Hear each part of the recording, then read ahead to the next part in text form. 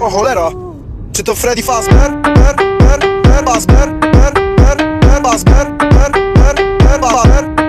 Czy to Freddy Fazbear?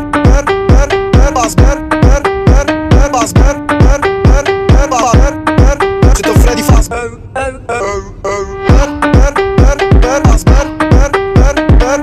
Czy to Freddy Fazbear?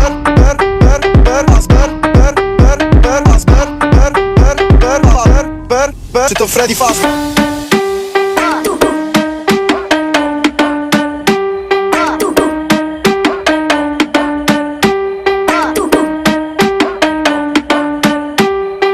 O cholera! Czy to Freddy Fazbear?